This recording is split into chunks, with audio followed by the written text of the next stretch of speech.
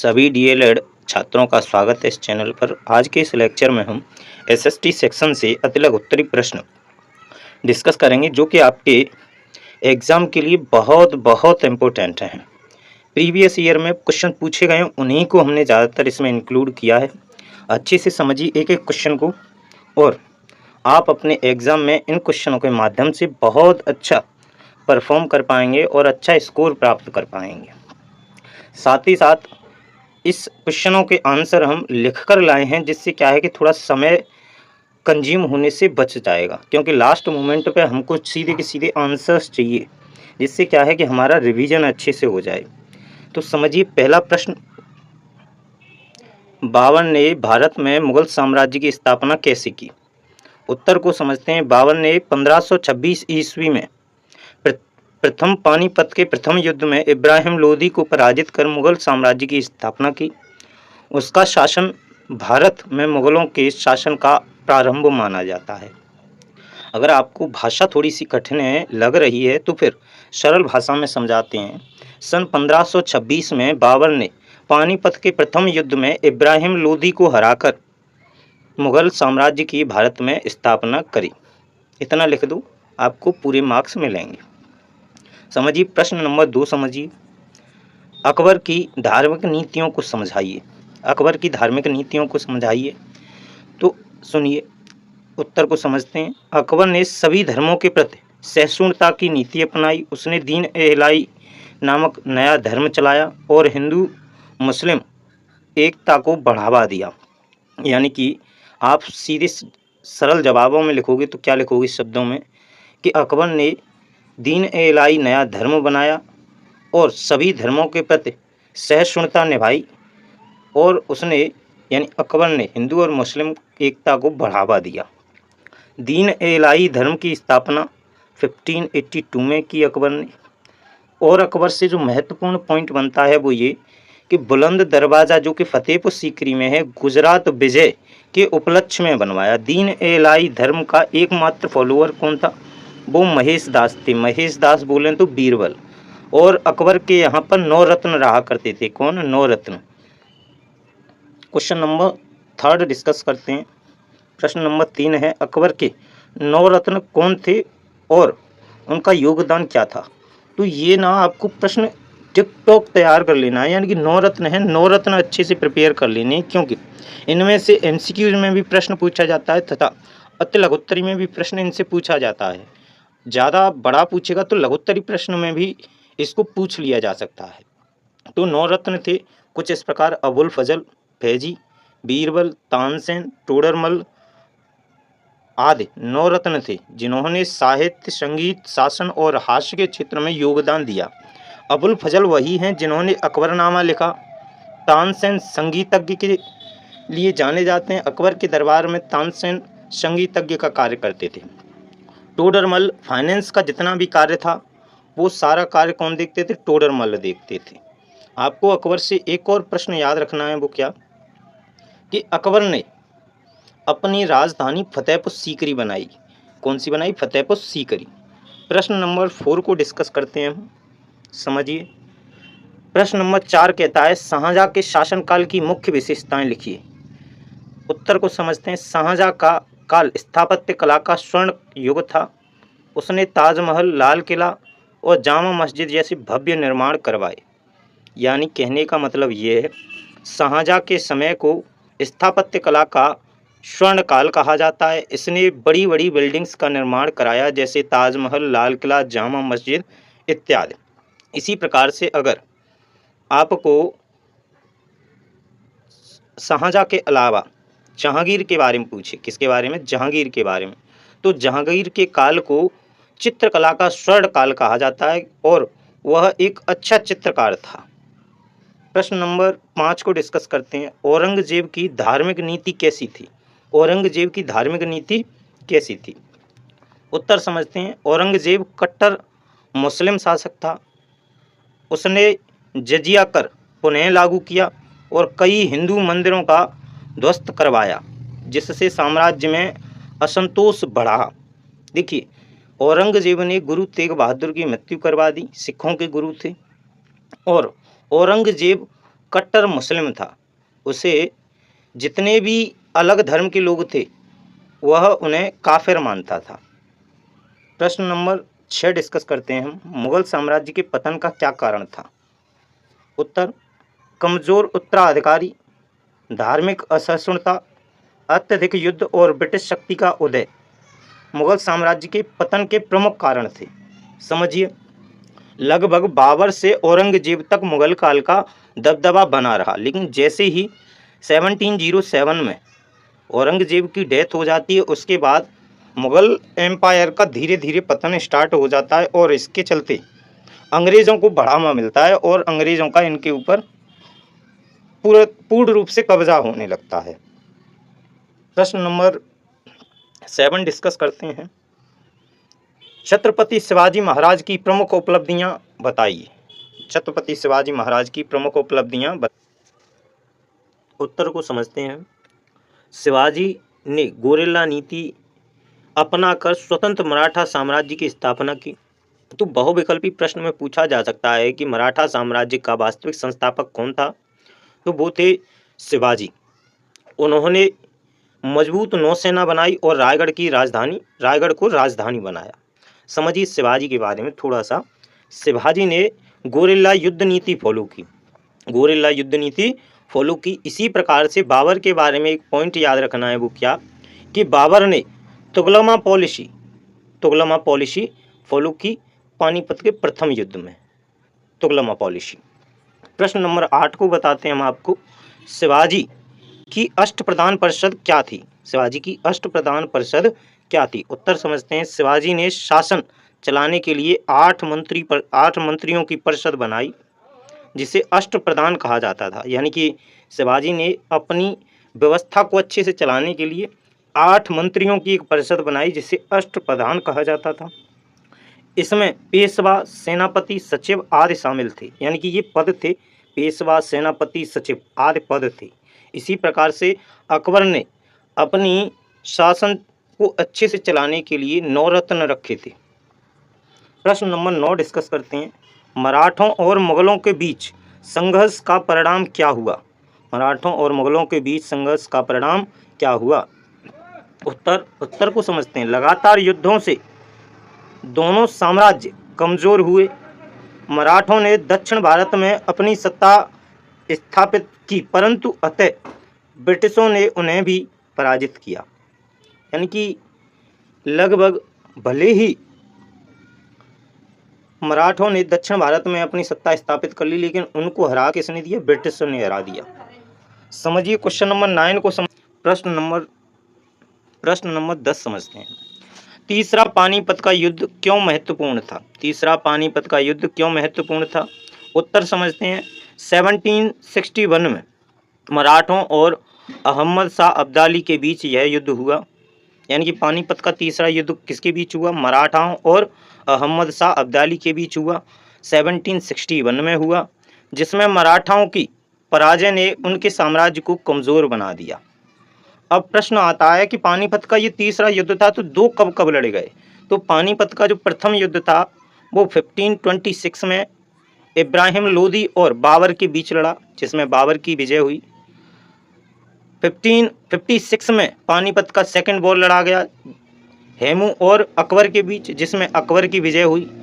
अब हुआ ये पानीपत का तीसरा युद्ध 1761 में, जिसमें अहमद शाह अब्दाली की विजय हुई। प्रश्न नंबर 11 डिस्कस करते हैं। पेशवाओं की भूमिका मराठा शासन में क्या थी?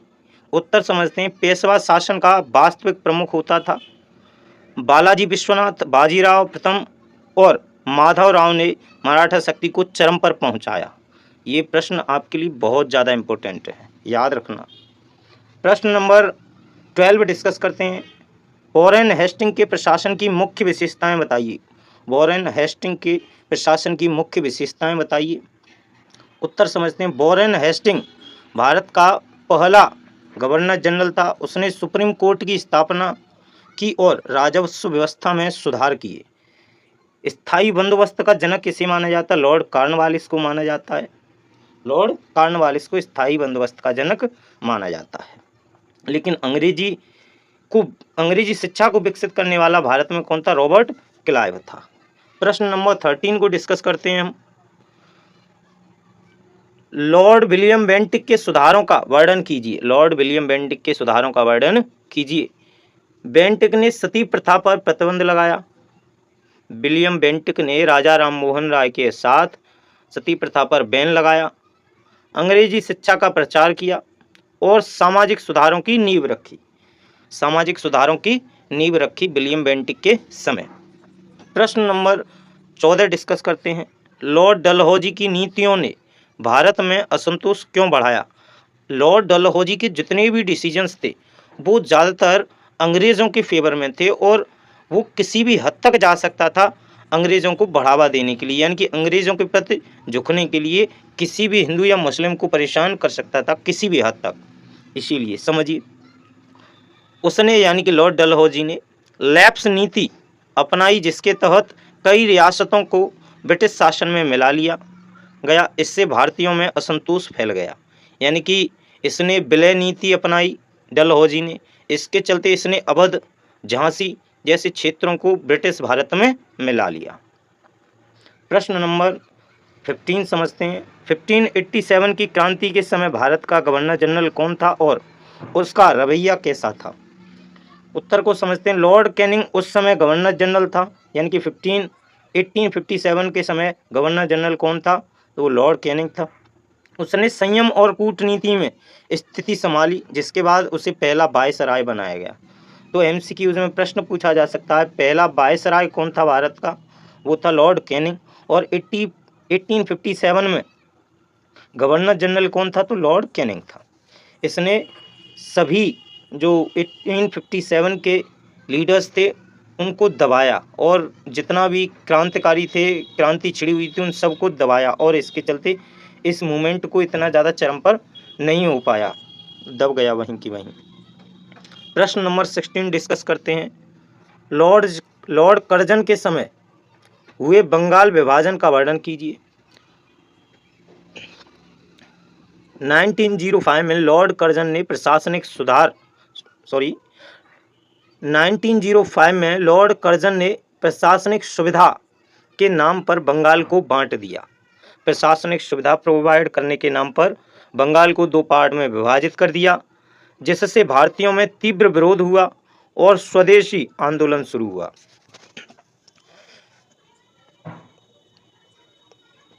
प्रश्न नंबर 17 डिस्कस करते हैं। भारत के स्वतंत्र होने के समय कौन वायसराय था और उसका क्या योगदान था? उत्तर, लॉर्ड माउंटबेटन स्वतंत्रता के समय वायसराय था। उसने भारत और पाकिस्तान के विभाजन की प्रक्रिया को पूरा किया, यानी यही कमीना है जिसने भारत और पाकिस्तान को 2 पार्ट में डिवाइड करने में अहम भूमिका निभाई, अन्यथा आज भारत और पाकिस्तान एक होते। क्वेश्चन नंबर 18 डिस्कस करते हैं। 1857 की क्रांति के बाद भारत के शासन में क्या परिवर्तन हुए? उत्तर समझिए, ईस्ट इंडिया कंपनी का शासन समाप्त हो गया, यानी कि अभी तक ये भारत में ईस्ट इंडिया कंपनी जो कि एक प्राइवेट कंपनी थी उसका शासन अब समाप्त कर दिया जाता है और ब्रिटिश की रानी विक्टोरिया के अधीन भारत सीधे ब्रिटिश सरकार के नियंत्रण में पहुंच जाता है। यानी कि अब सीधा जो भारत था वो किसके अधीन हो गया? इंग्लैंड के अधीन हो गया, ब्रिटिश के अधीन हो गया, ब्रिटिश सरकार के अधीन। प्रश्न नंबर 19 डिस्कस करते हैं हम। लॉर्ड डलहौजी द्वारा किए गए आधुनिक सुधार कौन कौन से थे? अच्छा, ऐसा नहीं कि सारे काम ही लॉर्ड डलहौजी ने बैड किए यानी बुरे किए, कुछ कार्य लॉर्ड डलहौजी ने अच्छे भी किए थे, वो समझिए। लॉर्ड डलहौजी ने कौन से अच्छे कार्य किए? उसने रेलवे, टेलीग्राफ और डाक व्यवस्था की शुरू की, यानी कि डाक व्यवस्था शुरू की, जिससे भारत में आधुनिक संचार और परिवहन का विकास हुआ। यानी कि उसने रेलवे स्टार्ट की भारत में, टेलीग्राफ स्टार्ट किया, डाक व्यवस्था की, ये सब शुरू किसने किया? लॉर्ड डलहौजी ने अपने समय में। अब देखिए, डिक्टोक जैसा हम लिखे हैं वैसा आपको प्रिपेयर करने में दिक्कत हो रहा है, तो कहीं ना कहीं आप अपनी भाषा में इन सभी के जवाब लिखेंगे तब भी आपको नंबर पूरे ही मिलेंगे एग्ज़ाम में। ऐसा नहीं है कि जैसा हमने बोला है या जैसा हम लिख के लाए हैं सेम वैसा ही आपको लिखना है। आप अपने हिसाब से लिखो, लेकिन सही सही लिखो, एक्यूरेट, नंबर पूरे मिलेंगे। प्रश्न नंबर 20 समझिए। लॉर्ड विलियम बेंटिक को भारत का पहला आधुनिक गवर्नर जनरल क्यों कहा जाता है? उत्तर समझिए, क्योंकि उसने मानवता, शिक्षा और समाज सुधार के क्षेत्र में महत्वपूर्ण कदम उठाए और आधुनिक प्रशासन की नींव रखी। यानी कि आधुनिक प्रशासन की नींव रखी इसने, शिक्षा, समाज में सुधार, मानवता जैसे भी कुछ कार्य किए, इसीलिए इसे आधुनिक गवर्नर जनरल कहा गया।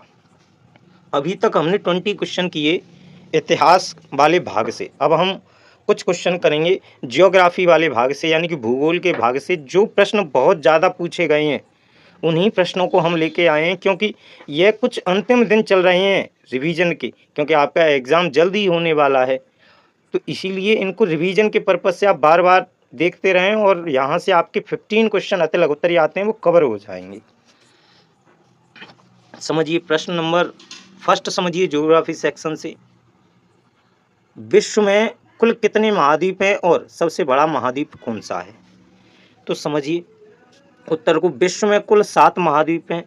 इनमें एशिया सबसे बड़ा महाद्वीप है, जो पृथ्वी के कुल भूभाग का लगभग 30% भाग घेरता है।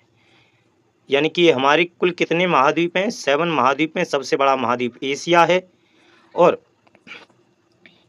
सबसे ज़्यादा भूभाग भी घेरता है कौन?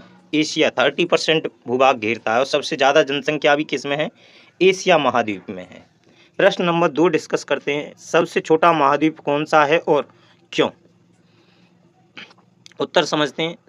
ऑस्ट्रेलिया सबसे छोटा महाद्वीप है। इसका क्षेत्रफल लगभग 76 लाख वर्ग किलोमीटर है, और इसे द्वीप महाद्वीप भी कहा जाता है, यानी कि द्वीप महाद्वीप भी कहा जाता है किसको? ऑस्ट्रेलिया को। ये एक महाद्वीप है जिसका क्षेत्रफल है 76 लाख वर्ग किलोमीटर। बस अगर हम पूछें आपको कि भारत का क्षेत्रफल कितना है, भारत का क्षेत्रफल कितना है, तो ये आंसर आप कमेंट बॉक्स में बताएंगे। प्रश्न नंबर 3 समझते हैं। अफ्रीका महाद्वीप की विशेषता बताइए। उत्तर समझते हैं। अफ्रीका दूसरा सबसे बड़ा महाद्वीप है। सबसे बड़ा महाद्वीप एशिया, दूसरा सबसे बड़ा महाद्वीप अफ्रीका। यहाँ सहारा मरुस्थल, नील नदी और भूमध्य रेखा तीनों स्थित हैं। यानी कि भूमध्य रेखा, नील नदी, सहारा मरुस्थल तीनों ही स्थित हैं अफ्रीका महाद्वीप में, और इसे काला महाद्वीप भी बोलते हैं, सूखा महाद्वीप भी बोलते हैं। अंधा महाद्वीप, सूखा महाद्वीप तो ऑस्ट्रेलिया को बोलते हैं अंधा महाद्वीप। प्रश्न नंबर 4 समझते हैं हम। यूरोप महाद्वीप को पुराना महाद्वीप क्यों कहा जाता है? यूरोप महाद्वीप को पुराना महाद्वीप क्यों कहा जाता है? उत्तर समझते हैं। क्योंकि यहाँ से आधुनिक सभ्यता, औद्योगिक क्रांति और उपनिवेशवाद की शुरुआत हुई थी। यानी कि यूरोप महाद्वीप से आधुनिक सभ्यता, औद्योगिक क्रांति और उपनिवेशवाद की शुरुआत कहाँ से हुई? यूरोप महाद्वीप से हुई। प्रश्न नंबर 5 समझते हैं। उत्तरी अमेरिका की मुख्य नदियाँ कौन कौन सी हैं? यानी कि उत्तरी अमेरिका की प्रमुख नदियाँ कौन कौन सी हैं? तो समझिए उत्तर, मिसिसिपी नदी है, मिसौरी नदी है, यूकोन नदी है। मिसिसिपी, मिसौरी और यूकोन नदियाँ उत्तरी अमेरिका की प्रमुख नदियाँ हैं। ये तीनों उत्तरी अमेरिका की प्रमुख नदियाँ हैं, मिसिसिपी, मिसौरी और यूकोन नदी। प्रश्न नंबर 6 समझते हैं। दक्षिणी अमेरिका की प्रमुख विशेषता लिखिए। दक्षिणी अमेरिका की। उत्तर समझते हैं। यहाँ एंडीज पर्वत श्रृंखला, अमेजन नदी और विश्व का सबसे बड़ा वर्षा वन पाया जाता है। और आपको पूछें हम कि पृथ्वी का फेफड़ा किसे कहा जाता है, तो वो है अमेजन वर्षा वन, अमेजन के जंगल। प्रश्न नंबर 7 क्या कहता है? अंटार्कटिका महाद्वीप की प्रमुख विशेषताएं क्या है? उत्तर समझते हैं। यह पूर्ण रूप से बर्फ से ढका हुआ महाद्वीप है, यानी कि इसे सफ़ेद महाद्वीप भी बोला जाता है। यह पूर्ण रूप से बर्फ से ढका हुआ महाद्वीप है, जहाँ कोई स्थायी जनसंख्या नहीं है, यानी कि यहाँ पर कोई भी निवास नहीं करता है। यह कम्प्लीटली बर्फ से ढका हुआ महाद्वीप है। प्रश्न नंबर 8 को समझते हैं। बहुत ही आसान है प्रश्न नंबर 8। पृथ्वी का सबसे घना जनसंख्या वाला कौन सा महाद्वीप है? पृथ्वी का सबसे घना जनसंख्या वाला महाद्वीप एशिया है। एशिया महाद्वीप, जहां विश्व की लगभग 60% जनसंख्या निवास करती है, यानी कि विश्व की 60% जनसंख्या सिर्फ एक महाद्वीप में निवास करती है, वो है एशिया, और यह विश्व का लगभग 30% क्षेत्रफल घेरे हुए है। प्रश्न नंबर 9 समझते हैं, किस महाद्वीप को डार्क कॉन्टिनेंट कहा जाता है? Dark continent.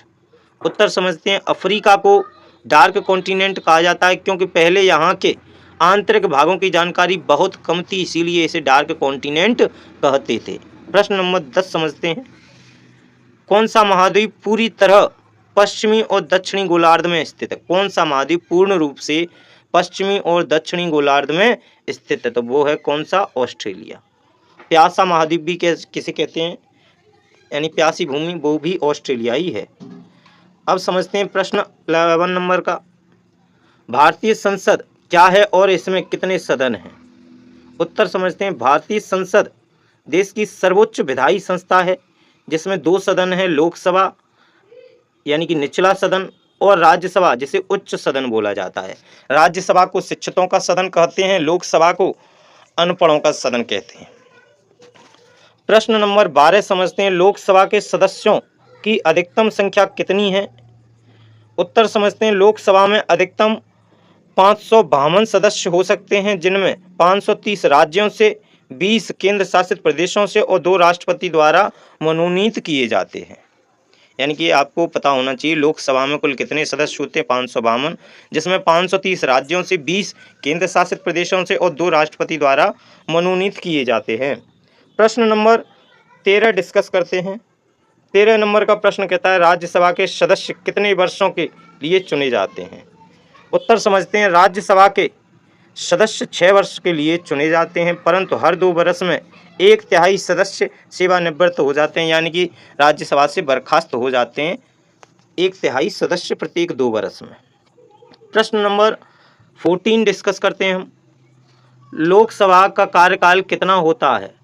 लोकसभा का कार्यकाल 5 वर्ष होता है, लेकिन आपातकालीन की स्थिति में इसे बढ़ाया जा सकता है। साधारणतः प्रश्न अगर आप पूछो तो इसका जवाब हो जाएगा कि लोकसभा का कार्यकाल 5 वर्ष होता है, लेकिन आवश्यकता पड़ने पर इसे बढ़ाया जा सकता है। जबकि राज्यसभा का कार्यकाल होता है 6 वर्ष, जिसमें 1/3 सदस्य प्रत्येक 2 वर्ष बाद सेवानिवृत्त किए जाते हैं। प्रश्न नंबर 15 क्या कहता है, संसद का प्रमुख अधिकारी कौन होता है? संसद का प्रमुख अधिकारी होता है, समझिए, राष्ट्रपति संसद का प्रमुख अधिकारी होता है। तो संसद का प्रमुख अधिकारी राष्ट्रपति होता है, जो दोनों सदनों का अभिन्न अंग है, जो दोनों सदनों का क्या है? अभिन्न अंग है। समझिए प्रश्न नंबर अगला 16, लोकसभा के अध्यक्ष का चुनाव कैसे होता है? उत्तर समझिए, लोकसभा के सदस्य स्वयं अपने में से अध्यक्ष का चुनाव करते हैं, यानी कि 552 लोकसभा के सदस्य हैं, जिनमें से एक को ही अध्यक्ष बना दिया जाएगा, जो सदन की कार्यवाही का संचालन करता है। जैसे क्लास में अगर 100 बच्चे हैं तो उन्हीं में से एक बच्चे को मॉनिटर बना दिया जाता है और वही ज़्यादातर कार्य देखता है क्लास का। प्रश्न नंबर 16 को डिस्कस कर लिया हमने, अब 17 डिस्कस करते हैं। तो 17 नंबर प्रश्न समझते हैं, राज्यसभा के सभापति कौन होते हैं?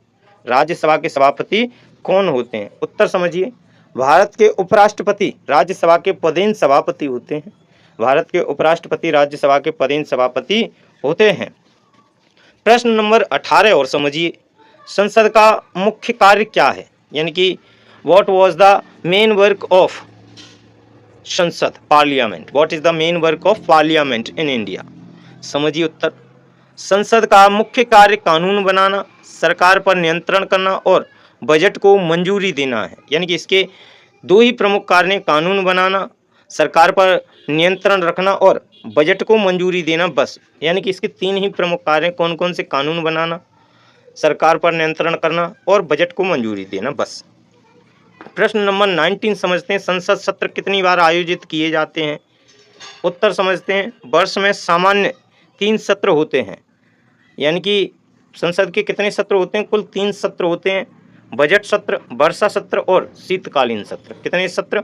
3 सत्र, बजट सत्र, वर्षा सत्र और शीतकालीन सत्र।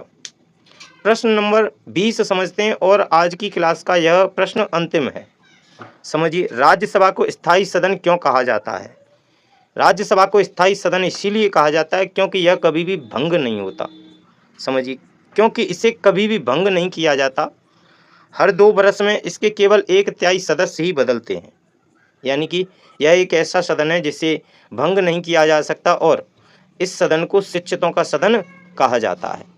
कमेंट बॉक्स में अब आप बताइए कैसी लगी क्लास। आपके लिए बहुत एफर्ट किए जा रहे हैं कंटेंट प्रिपेयर करने के लिए। अगर आपको क्लास अच्छी लगती है, आपके लिए हेल्पफुल है, तो कमेंट बॉक्स में एक बार बताइए कैसी लगी आपको क्लास। और अगर आपको कुछ भी इससे बेनिफिट मिलता है तो एक बार चैनल को सब्सक्राइब करने में कुछ नहीं जा रहा है, आप चैनल को सब्सक्राइब ज़रूर करिए, जिससे कि आप आगे वाली वीडियोज़ को बहुत अच्छे से समझ पाएँ, पढ़ पाएँ और सबसे पहले देख पाएँ। धन्यवाद, मिलते हैं अगली क्लास में।